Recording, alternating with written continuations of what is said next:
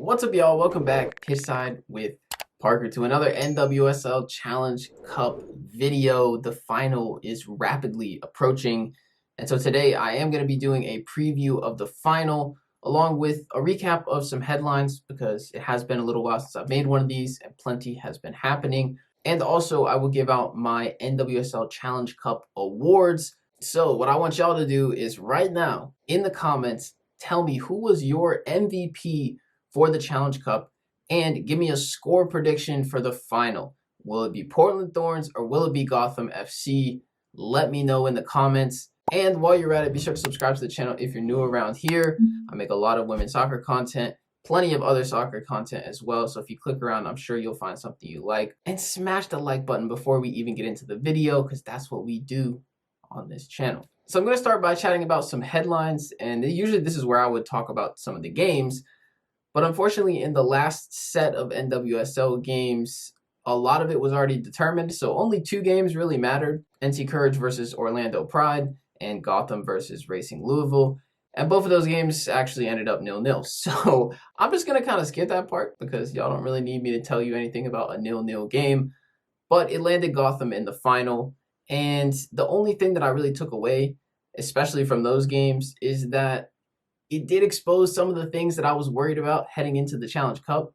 If you saw my preview video, you will have heard me say that I wasn't a huge fan of the format. One of those reasons is because only 2 teams make the final.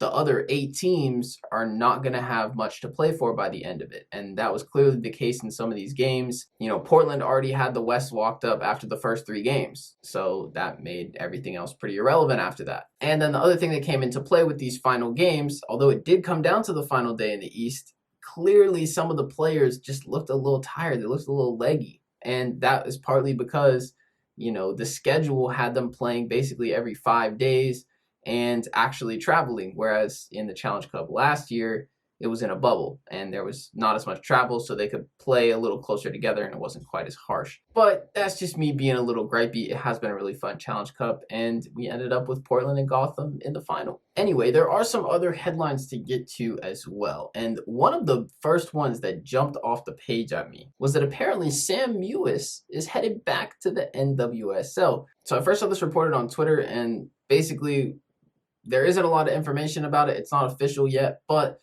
sources have confirmed that Sam Mewis will be heading back to NC Courage after the season with Manchester City, which is almost over in WSL, and now they are out of the Champions League, of course. So that will be a big boost to North Carolina fans, to the North Carolina team, because I actually went to their last game against Orlando Pride, and I have to say, I was really disappointed. You know, that was a game where both teams actually had a chance to make the Challenge Cup final, and it ended up being a pretty boring affair. It was very clear for North Carolina that there was a big piece missing, and obviously you're not going to be able to replace Sam Mewis, so the best thing you can do is to make sure she comes back, and sounds like they're doing that, so that's big news. Of course, she'll be gone for the Olympics as well. This deal is supposed to happen before the Olympics, so who knows if she will have enough time to play a few games with them or not before they go off to Tokyo. But in any case, still, of course, a huge pickup for NC Courage. Another piece of transactional news from the NWSL since my last video was the Allie long trade as well, heading to Gotham from OL Reign.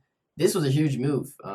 Gotham gave up $80,000 in allocation money, a second-round pick, and also trading their spot on the discovery list with OL Reign.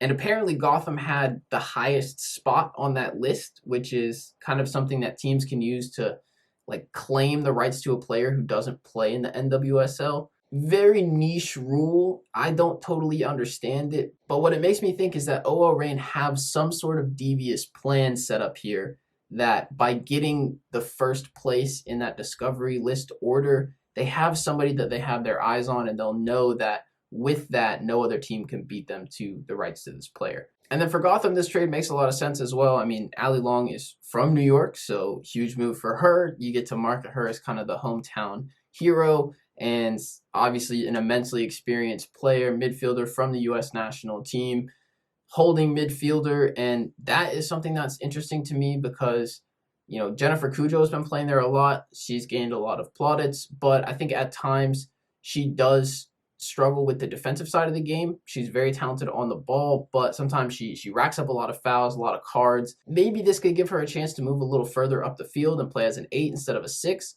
I think that could be really good for her and therefore good for Gotham. I don't know if that's exactly how the lineups will end up working out, but it does give them another option in holding midfield. And when you combine Allie Long and McCall Zerboni, they have two really great leaders in that midfield. And so with all the promise that Sky Blue have shown, all the attacking talent that they have shown throughout the Challenge Cup, I think you mesh that with the steel and the experience in the midfield, and they're going to be a real challenger this season in the NWSL. And then the final headline that I wanted to talk about, unfortunately, is more nonsense from the NWSL as a league. So today, we got the results of the disciplinary committee and their investigation into Houston Dash and the racist incident that happened against Sarah Gorden.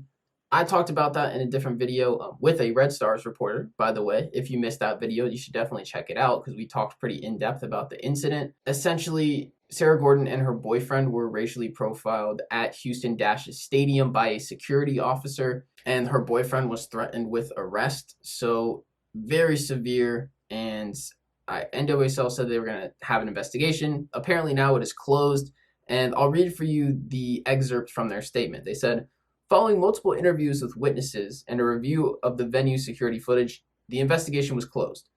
Based on the finding of an independent investigator, no disciplinary action will be taken against the club. Because of the confidentiality restrictions in the policy, the league will have no further comment on the investigation or the outcome. So basically the NWSL said, yeah, we can't comment on the investigation, but we did it. Are you happy? We did the investigation. And the answer, pretty widespread, is no, we're not happy. We'd like to hear a little bit more. Like, what did you find? What did you look at? Why are you choosing not to punish the club? What a lot of people assume, and I'm in this boat as well, is that the NWSL's hands were a little bit tied because it was the actions of a security officer who is hired out from a different company by Houston Dash. So therefore, you can't really say it's Houston Dash's fault because, they didn't hire this specific person and he doesn't work for them. So from that perspective, it would make sense why they wouldn't punish the club as a result of this incident. But A, they could still condemn the incident in their statement. Instead, they decided to no comment their way out of it. And B, they could just say that that's the reason. They could just say, hey, this happened and it happened from somebody who was not affiliated with the NWSL, so we can't do anything about it. And I think that at least would have been a better explanation. It gets at this overarching issue that has come into the spotlight a lot during the Challenge Cup, but has also been an issue a long time before, which is that the NWSL, from an administrative standpoint, is super secretive and there's no transparency, and they seem to just make kind of arbitrary decisions and then they refuse to explain it. All right, so my bad. My camera just died, so now I'm coming back to this a couple hours later, but I'm pretty sure what I was talking about is the NWSL disciplinary committee and the lack of transparency and how it's been an issue throughout the Challenge Cup, because there was even a couple incidents since I did my last video where they suspended players for just the randomest stuff in the middle of the games. It was Morgan Gautrat and Mariana Larquete both got game suspensions for like accidental elbows throughout the game. I think I can try to post the videos on here, but like, you tell me what they did to deserve suspensions from this. But the bigger issue is that the NWSL disciplinary committee puts out these rulings and then they're like, you can't appeal it. Or, similarly in this whole Houston Dash thing, they put it out and then they say, no comment, you can't see the report, et cetera, et cetera. So it's like, we're going to make this decision. We're not going to tell you who's making it. We're going to make it by a pretty arbitrary set of rules, and there's nothing you can do about it other than get mad online, which is then what everybody does. It's just frustrating. The whole system's messed up. I think it's a frustration that a lot of NWSL fans share with the league, and I just wish that they would do a better job just being more transparent. I don't think everybody's even just mad at the decisions. It's just the way that they put out these cold statements where they act like their hands are tied and there's nothing they can do. But really, there's a lot more they could do, especially to support their players, especially in a case like Sarah Gorden when it's an issue of racism against one of their black players. Anyway, let's move on from that. We've got some awards to hand out because it is the end of the Challenge Cup, and if you've been watching these videos, you know that I do awards. I was doing awards for each week. I was doing best goal, who won the week, and biggest surprise. So I am going to keep best goal and biggest surprise, but first I'm going to go through the awards that NWSL gives out, and I'll just say who I would pick. So the first one is most valuable player, MVP. Drop a comment and tell me who your MVP is. I would love to hear what you think. But I'm going to give you my answer, and it is none other than North Carolina's Jessica McDonald. She has the most goal contributions in the Challenge Cup with 2 goals and 3 assists. And I know some people will say, okay, well, North Carolina didn't even make the championship game. All right, I understand. I did consider some players from Gotham and Portland, but I feel like both of them have had more balanced team performances. So I'm going with J-Mac. And, you know, some people might say, hey, she's not even the best player on her team. And from maybe a pure talent and ability standpoint, I would agree. I'm a huge fan of DiDi. But DiDi scored 3 goals in the Challenge Cup. And guess what? They were all set up by Jessica McDonald. 2 of them were assisted, and then the third one came off of a McDonald shot that got deflected and bounced back to DiDi. So she wouldn't even have scored in the Challenge Cup without Jessica McDonald's presence. And then McDonald added 2 goals of her own. I'm just saying, I think she, above anybody else, has contributed more to her team's success. Yeah, they didn't make the championship game, but they were close. They carried with their offense for a team that looked very bad defensively for most of their games. So I'm giving it to Jessica McDonald. Disagree with me all you want. If you do, put it in the comments. Next award is going to be Golden Glove. I'm not totally sure how they award this, if it's like they just pick their favorite or if it's based on shutouts. But either way, for me, it would be the same player. The player with the most shutouts, the goalkeeper for a team that's in the championship game. Diana Haracic. The NWSL is just so loaded with goalkeeping talent. It's one of my favorite things about the league because I'm an ex-goalkeeper. I really appreciate good goalkeeping, and so there's a lot on display. There were plenty to pick from.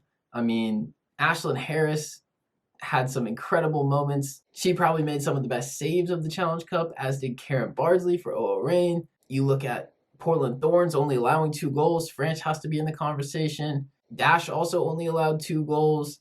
There's a lot of names, but for me, it's Haracic. She got 3 shutouts for Gotham, led them to the championship game. Gotham was actually outshot in 3 out of their 4 games, and so for her to have still kept 3 clean sheets when they were outshot almost every game, and the one game that they weren't, it was like pretty much even. That's very impressive to me. She was under pressure, and she was making saves. She was making big plays.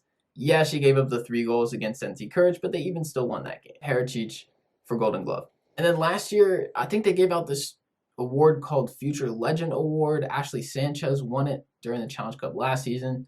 So this will be best young player, up-and-coming player. I don't know if it's specifically reserved for rookies or not, but it's going to win. You guessed it. There's only one player that could win this award. It's got to be Trinity Rodman. I mean, I'm sure everybody who watched her was blown away and saw how much she brought to Washington Spirit. But let me back it up with some stats as well, courtesy of NWSL Analytica. Follow them on Twitter. Great Twitter account. They tweet out XGs, passing maps, all kinds of cool stuff. So really cool person. You should definitely follow their work. According to NWSL Analytica, Rodman had the highest XG plus XA, so expected goals plus expected assists, out of any player in the Challenge Cup heading into that last game. And then Washington Spirit didn't play in the last one, but some other players may have had a chance to catch up. Haven't seen the updated stats, but through the first 4 games, she had the most expected goal contributions of any player, which is incredibly impressive given that she is a first-year player, and I think she's, 19, 20 years old? Remarkable. She was just a problem for every defender she came up against.